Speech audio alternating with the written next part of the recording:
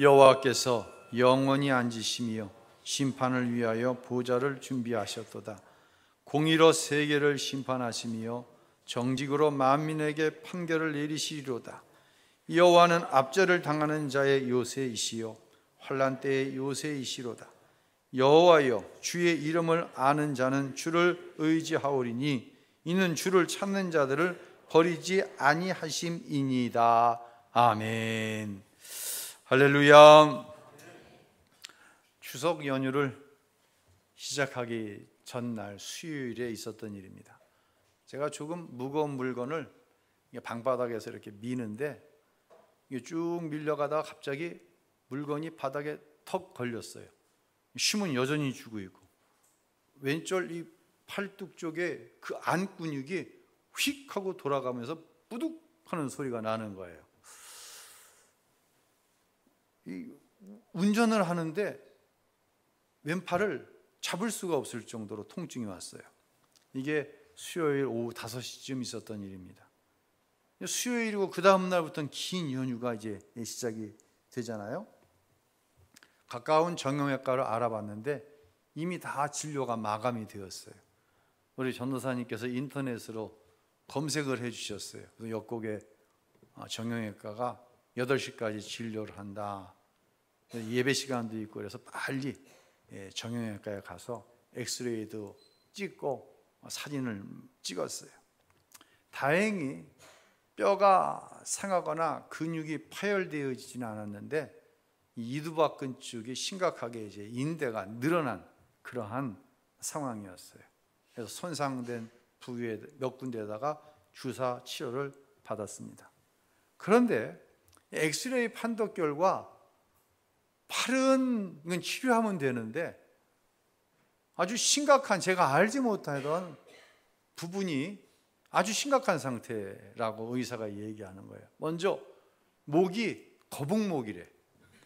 거북목 뭔지 알죠?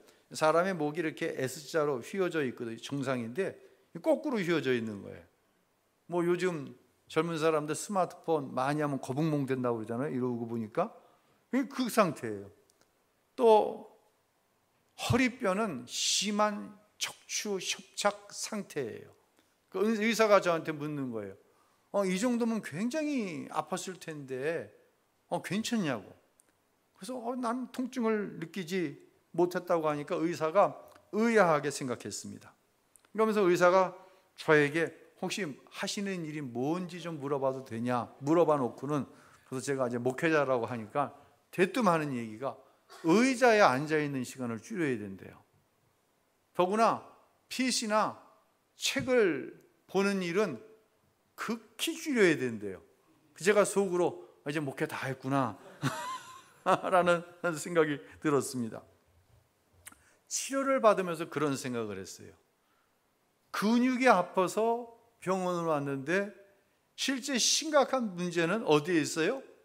뼈에 있는 거예요, 이게. 그러면서 제가 이런 스스로 한번 생각을 좀 해봤습니다. 나는 모르고 있는데, 나는 팔이 아픈 줄 아는 거예요. 나는 모르는 거예요.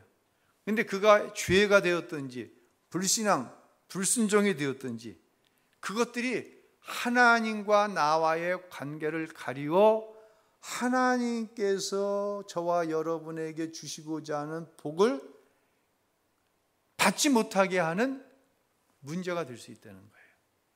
몰라요, 나는 계속해서 이게 내 삶의 문제인 줄 알고 내 의지와 열심을 가지고 성실함을 가지고 그 문제에 집중하는데 사실은 내 삶의 문제가 여기에 있는 거예요. 이게 문제인 거예요. 여러분, 하나님께서 때로는요 우리가 이해할 수 없는 고난을 주실 때가 있어요. 그런데 대부분의 경우에 이유를 알 수 없는 그 고난 가운데 내가 보지 못하던 뭘 보냐면 죄를 보는 거예요. 불신앙, 불순종의 문제를 보는 거예요. 이제 한 주간이 지났어요. 치료 결과를 보기 위해서 다시 지난 목요일 날 이제 병원을 갔습니다. 의사가 저에게 좀 어떠시냐고 묻는 거죠. 의사 선생님께서 치료를 잘 해주셔서 훨씬 좋아졌습니다. 그랬더니 좀 구체적으로 또 묻더라고요. 이전에 통증이나 불편함이 10이었으면 지금은 몇 정도입니까? 제가 또 선생님께서 치료를 잘 해주셔서 이제 통증과 불편함이 3이나 4 정도로 줄었습니다. 감사합니다. 이 40대 한 중반쯤 되는 의사가 60이 넘은 목사가 말끝마다 선생님이 치료 잘해주셔서 선생님이 치료 잘해주셔서 그러니까 어쩔 줄을 몰라 하는 거예요. 제가 진료실을 나오면서 스스로에게 이런 질문을 던져봤어요. 이 목사, 너 진심으로 선생님이 치료를 잘 해주셔서 나았다고 생각하냐? 아니면 너 그거 직업적인 멘트 아니냐? 그런 생각을 스스로에게 던져봤어요. 여러분은 오늘 어떤 마음을 가지고 하나님 앞에 나오셨나요? 정말 하나님은 살아계시고 하나님은 나의 예배를 기뻐하시고 그 하나님 앞에 나와 예배하고 계신가요?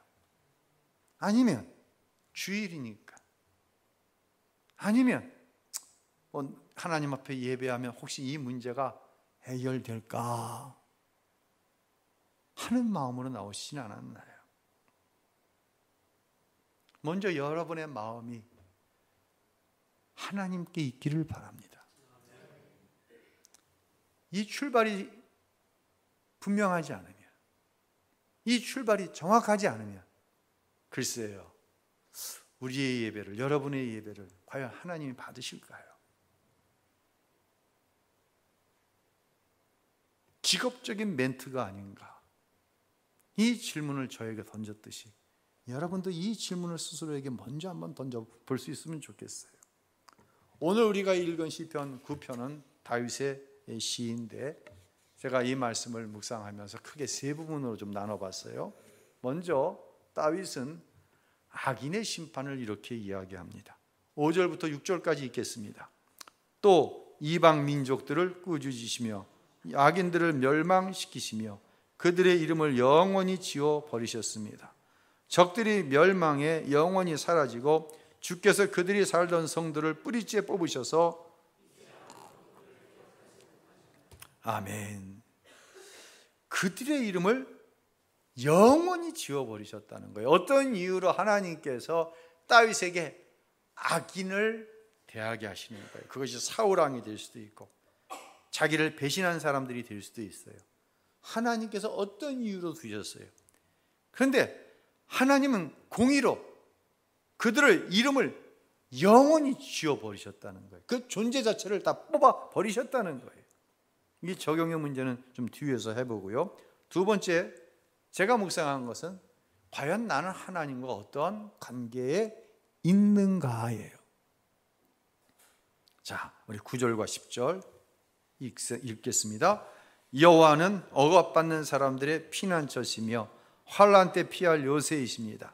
여호와여, 주의 이름을 아는 사람들은 주를 신뢰할 것입니다. 이는 주를 찾는 사람들을 주께서 결코 버리지 않으시기 때문입니다. 그대로 넣어보세요. 하나님은 우리를 버리지 않으세요. 그런데 어떤 사람을 버리지 않으시냐? 첫 번째, 주의 이름을 아는 사람들이에요. 여호와라고 이름하는 그 하나님이 나의 하나님, 나를 지으신 분, 나를 죄에서 구원하신 분, 그의 이름을 아는 사람을 버리지 않겠다는 얘기예요. 주를 찾는 사람들을 버리지 않겠다는 얘기예요. 주를 찾는다는 것은 무엇입니까? 쉬지 않고 기도로 하나님을 구하는 사람들을 이야기하는 거예요. 세 번째, 주를 어떻게 하는 사람들이에요? 찾는 사람, 신뢰하는 사람이에요. 여러분은 하나님을 신뢰하시나요? 이 질문 역시 스스로에게 던져보시기 바랍니다. 대부분의 사람들이 고난 가운데 교회에 나와요. 우리가 읽은 본문에도 하나님은 피난처이시며 환난 때에 피할 요새라고 말씀을 하고 계세요. 환난 가운데 교회에 나온 거 이상하지 않아요. 그런데 환난 가운데에 교회에 나오면 하나님께서 당신을 구원해 주십니다 라는 이야기를 듣고 나온 상태는 하나님을 믿는 상태는 아니에요. 그렇죠? 혹시 여러분 가운데 하나님이 환난 가운데 있는, 어려운 가운데 있는 나의 피난처가 될 수 있고 어쩌면 나를 버리지 않고 구원하실 수 있을 것으로 생각하는 교인도 있어요. 자막 올려주세요. 그렇게 생각하는 거예요. 이것도 믿음의 상태는 아니에요. 들어본 사람, 그렇게 생각하는 상태, 이건 하나님을 믿는 게 아니에요. 여호와라고 이름하시는 그 하나님이 나의 하나님으로 믿는 상태 아니에요. 그 하나님을 신뢰하는 상태가 아니에요. 그 하나님을 찾는 상태도 아니에요. 십자가에서 나를 향한 하나님의 사랑을 보는 거예요. 독생자 예수까지도 아끼지 아니하신 하나님이 지금도 나와 함께하고 계신다는 사실이 분명히 믿어지는 거예요. 그 하나님이 결코 나를 버리지 않으신다. 할렐루야. 이게 믿음이에요. 이 믿음의 사람을 하나님은 결코 버리지 않겠다고 약속하시고, 다윗은 자신의 전 인생을 통하여 하나님은 어떤 고난과 죽음의 위기 가운데서도 나를 결코 버리지 않으셨습니다 라고 고백하고 있는 거예요. 이런 성도에게는요, 어떤 신앙적인 현상이 나타나요. 처음 교회에 나오고 예수 안 믿는 사람의 고민은 공통적이에요. 눈에 보이는 현상이 잘 이루어지면 감사하고 안 이루어지면 고민 가운데 빠집니다. 근데 교회에 나와서 예수를 영접하고 나면 고민이 달라져요. 주일 지켜야 되는데. 예수 안 믿는 사람에게 이 고민 없어요. 사명, 믿음으로 감당해야 되는데 이 고민이 있어요. 하나님 앞에 원칙적인 헌신, 헌금 생활, 예수 안 믿을 때 이 고민 없어요. 근데 우리에게 이 고민이 생겨요. 근데 우리의 믿음이 그저 누구에게서 들어서 아는 신앙, 혹시 그렇게 될 수 있을지도 모르겠다고 하는 신앙, 이 신앙은 복잡해요. 그런데 하나님이 나를 사랑하시고 천지 만물을 지으신 하나님이 지금도 나와 함께 하셔서 내 삶을 인도해 가시는데 내가 알지 못할 뿐이지 하나님은 나를 결국은 축복의 곳으로 인도하실 거야. 이 믿음이 생기면 어떠한 현상이 일어나냐면 고민이 끝이 나요. 단순해지는 거예요. 주일 지키는 거예요. 사명 감당하는 거예요. 물론 어떤 아픔도 있어요. 희생도 필요해요. 하나님 앞에 원칙적인 헌금을 한다? 계산기 두들겨 보면 답이 안 나와요. 복잡해요. 근데 단순해지는 거예요. 왜? 하나님 살아 계시니까. 할렐루야. 이렇게 사는 우리에게도 분명히 문제는 있어요. 몇 가지 문제를 제가 좀 우리의 현실에 적용을 해볼게요. 첫째, 사람과의 문제가 있어요. 예수를 믿어도, 확실히 믿어도. 그런데 나는 하나님 말씀대로 살면 돼요. 만약에 그가 악인이라고 한다면 하나님께서 그 존재 자체를 지워버리시겠다고 약속하시는 거예요. 이때부터 더 이상 원수 갚을 생각을 하지 않는 거예요. 왜 피곤해요? 왜 인생이 지옥이에요? 내가 받은 악을 악으로 되돌려 주려고 하는 그 순간부터 지옥이 되는 거잖아요. 하나님께 맡겨버린 거예요. 단순해지는 거예요. 고민이 끝이 나는 거예요. 물질의 문제 있어요. 하나님의 나라를 위해 사는데 물질의 궁핍함이 우리를 찾아올 수 있어요. 참 코로나19로 인해서 특별히 사업하시는 분들 참 어려워요. 직장 생활 하시는 분들 참 어려워요. 그런데 내가 하나님을 들어서 아는 게 아니에요. 하나님이 나를 만드셨어요. 하나님이 이 천지 만물을 말씀 한마디로 만드신 거예요. 그 하나님이 내 삶의 주인이라고 하는 확고한 믿음이 있는 거예요. 지난번 그런 말씀 드렸잖아요. 내 지갑에 넉넉한 현금은 못 들고 다녀. 마음대로 한번 카드 한번 못 긁어. 그러나 단순해지는 거예요. 고민이 끝이 나는 거예요. 하나님 앞에 드려야 할 것을 원칙적으로 드리는 거예요. 다시 말씀드립니다. 단순해지는 거예요. 이것이 하나님을 신뢰하는 믿음이라고 하는 것이에요. 여러분, 이해하고 들으세요. 특별히 우리 젊은 30대, 40대 자식을 하나님의 자리에 두지 마세요.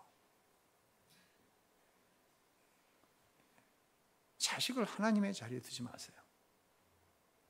여러분은 여러분의 자녀를 누구에게 맡겼어요? 하나님께 맡기셨어요? 맡기셨습니까? 안 맡긴 사람들 많아요. 하나님께 맡겨야 하나님이 하시죠. 하나 자식을. 여전히 내가 하는 거예요. 하나님의 자리에 내 자식이 있다니까 지금. 이 자식 때문에 하나님 앞에 드려야 될 시간, 하나님께 드려야 될 사명, 하나님께 드려야 될 물질의 문제가 복잡해가지고 이게.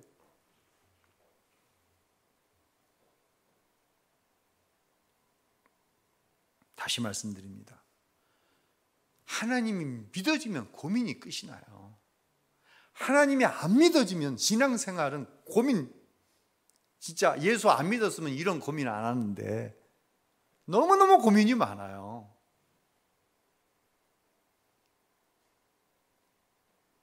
사는 것이요, 간결해지는 거예요. 오늘 설교의 제목처럼 삶은 단순해지지만 믿음은 확고해지는 거예요.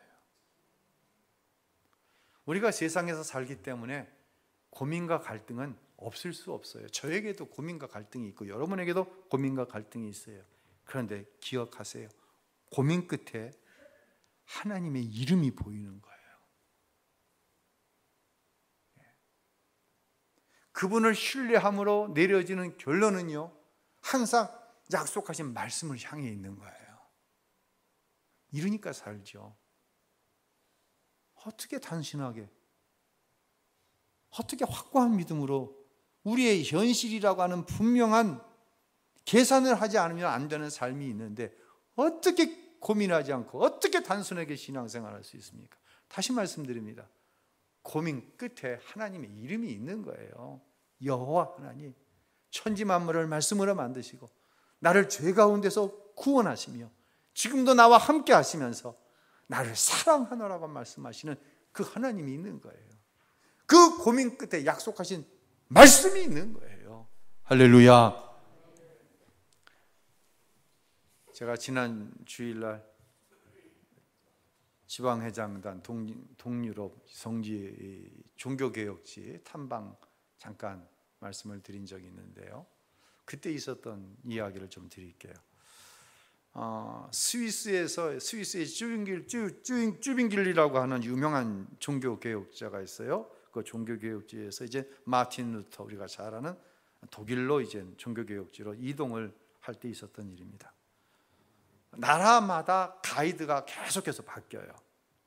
스위스에서 만난 가이드는 한 40대 후반이나 50대 초반쯤 돼 보이는 여성분인데 아주 정장을 하고 아주 지성적으로 이렇게 보면 참 지적이다. 그리고 자기 원칙이 아주 분명한 여자분이었어요. 45인승 버스를 타고 고속도로를 통해 공항으로 이동하는 중이었습니다. 한참 고속도로를 달려가는데 어떤 이유로 경찰이 통제를 하고 있는 거예요, 고속도로를. 그리고 국도로 내려가라는 거예요. 그래서 이 45인승 복스가 국도로 내려가는 거예요. 여러분, 우리는 국도 하면 무슨 생각을 하냐면 적어도 왕복 2차선. 우리나라 국도는 이제 거의 2차선도 없어요. 거의 한 4차선. 아스팔트로 잘 포장이 되어서 제한 속도 몇 킬로? 대부분 한 80km 이 정도 되잖아요. 근데 이 스위스 국도는 우리 생각과 완전히 다른 거예요. 무슨 동네길이야 이게. 집과 집 사이로 이렇게 막 돌아가는 거예요. 이 바닥도 아스팔트가 아니라 돌과 돌을 이어서 만든 길이야. 그 머신이 있는데 속도를 낼 수가 없는 거야. 한 40여 킬로 달리다가 쓰고 누가 생각해봐도 이거 비행기 시간에 못 도착할 것 같아. 어느 지점에 이르렀을 때 가이드가 기사를 향해 차를 세우라는 거예요. 그리고 목사님들을 향해 단호하게 얘기하는 거예요. 지금 이 속도로 가면 절대로 비행기 시간을 맞출 수 없습니다. 비행기 시간을 맞출 수 없으면 지금 목사님들 호텔 스위스에 예약을 안 돼 있기 때문에 어디 거주할 것이 없습니다. 또 독일에서의 일정이 완전히 어그러집니다. 모든 일정이 어그러집니다. 그러니 지금부터 제가 지시하는 대로 따라 주시죠. 먼저 짐을 챙기십시오. 짐이 많아요. 당시에 이제 가을에 갔는데 스위스를 비롯한 동유럽은 우리나라보다 더 춥더라고. 그러니까 당연히 짐이 많아. 12박 13일에 짧지 않은 여정이에요. 그 짐을 끌고 버스를 내렸어요. 뭐가 있냐면 이 길 위에 전철 선로가 있는데 이 전철 선로가 공항행 전철역과 이어져 있는 거야. 그러니까 공항행 전철을 잘하면 시간을 맞출 수 있다고 하는 계산을 이미 연락을 통해서 이 가이드는 한 거예요. 야, 세상에. 여러분, 국도가 아래에 있어요. 전철 선로가 아래에 있어요. 국도가 아래에 있잖아요. 더구나 전철 선로에는 올라가라고 그래요. 올라가면 안 된다고 그래요. 안 된다고 그래요. 이게 전기가 흐르잖아요. 그러니까 대부분 우리나라와 마찬가지로 이 길에서 전철 선로까지 올라가는데 경사가 급해. 그것도 그 자갈길이야. 길이 없어. 거기를 이 큰 캐리어를 끌고 기어 올라가는 거예요. 무슨 군대 돌격 앞으로도 아니고 올라갔습니다. 올라가서 전철 선로를 따라서 한 20여 변을 뛰다시피 간 거예요. 야, 근데 기가 막혀. 가니까 바로 공항에 전철이 딱 오는 거예요. 그 전철을 탔습니다. 공항에 도착했어요. 공항에 도착하니까 조금 있으니까 그 사이에 이 가이드가 전화로 도시락을 주문을 한 거예요. 배달한 도시락이 딱 오는 거예요. 딱 먹고 나니까 비행기 시간이 거의 되는 거예요. 먹자마자 가이드와 이별을 하고 우리는 이제 비행기 구역 안으로 들어가는데, 야, 1박 2일 같이 있었거든요. 그 가이드. 한 10년 가까이 지낸 친구처럼 헤어지는 게 그렇게 아쉬울 수가 없어요. 여러분, 무슨 말씀을 드리려고 하냐면요, 이 가이드의 행동은 단순해요. 복잡하게 설명하지 않아요. 그런데 확고한 믿음 안에 있는 거예요. 내려서 올라가서 20분 뛰면 공항행 전철이 오고 가서 주문한 도시락 먹으면 비행기 시간이 되고 비행기 타고 독일 가면 됩니다. 이야, 지금도 잊혀지질 않아요. 사랑하는 성도 여러분, 다시 말씀드립니다. 단순해야 돼요, 신앙생활이. 근데 믿음은 확고해야 돼요. 이게 하나님과의 상호 신뢰적인 관계 안에서 하나님께서 약속하신 축복을 향해 나아가는 바로 길인 거예요. 자, 단순하지만 확고한 믿음이라는 설명을 좀 더 드릴게요. 우리 믿음의 기초는 하나님을 향한 신뢰입니다. 물론 이 단순하지만 확고한 믿음이 어느 날 갑자기 생기는 건 절대로 아니에요. 여러분에게 어떤 비법을 가르쳐 줄 수 없어요. 여기에는 첫째, 세월이라고 하는 것이 필요해요. 신앙생활적인 세월.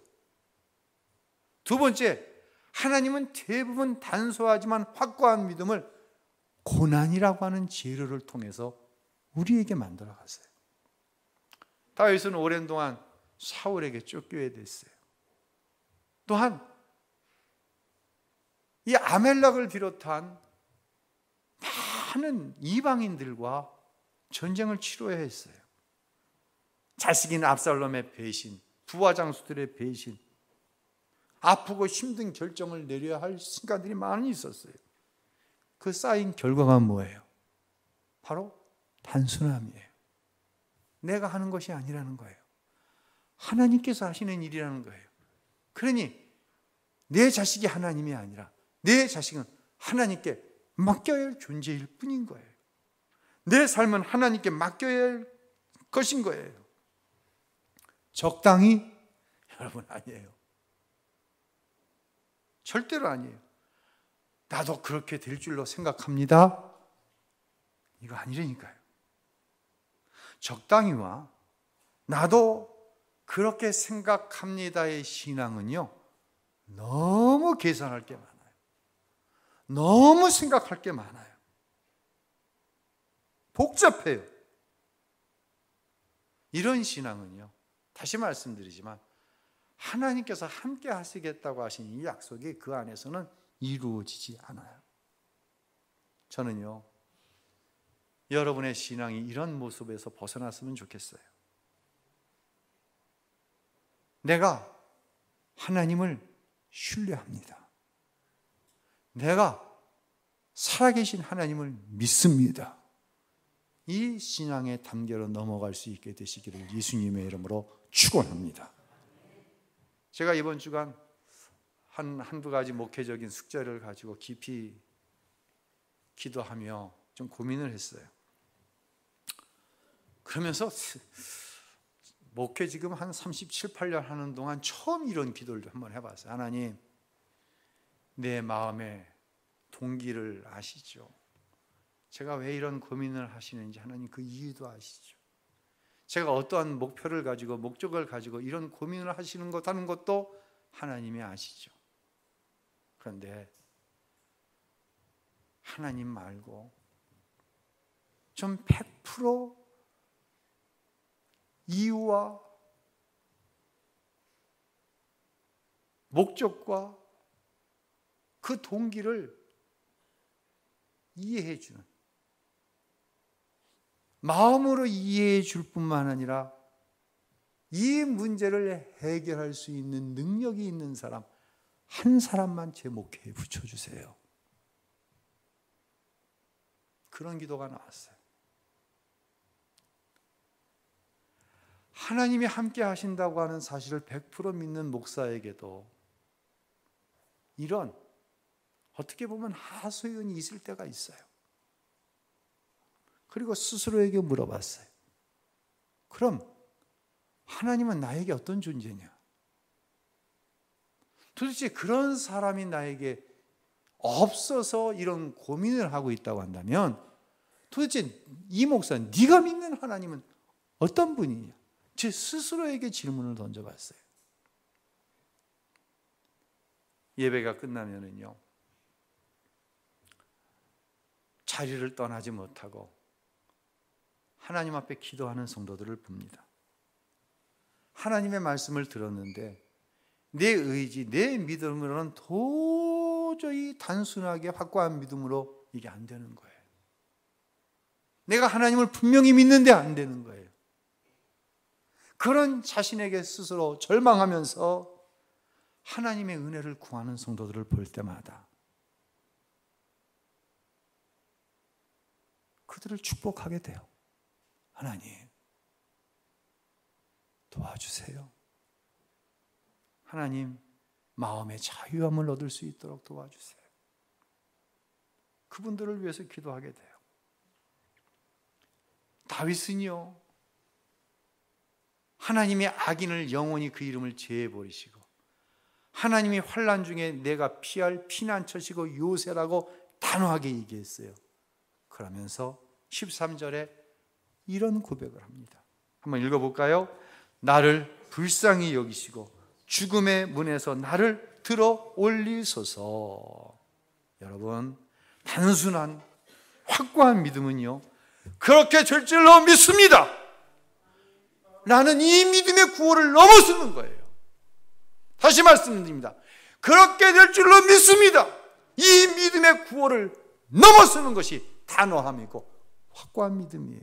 하나님, 제가 하나님을 100% 신뢰합니다. 하지만 하나님 아버지께서 한순간이라도 저를 놔버리시면, 하나님이 한순간이라도 저를 떠나 계시면 나는 불쌍한 인생일 뿐 아무것도 아닙니다.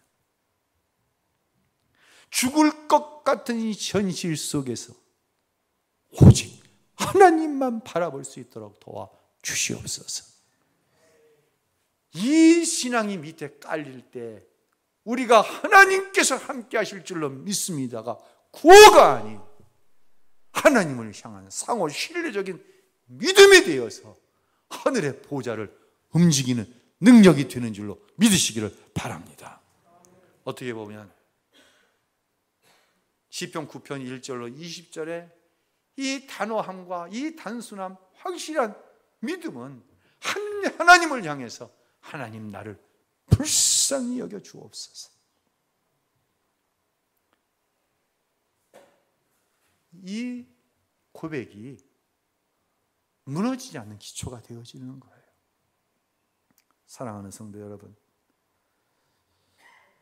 저는 여러분을 위해 이렇게 중보합니다. 하나님, 사랑하는 성도들을 불쌍히 여겨 주옵소서. 성전문을 나가는 동시에 시작되는 현실의 문제가 있습니다. 그 현실의 문제들 가운데 성도들을 붙잡으시고 들어 올리소서.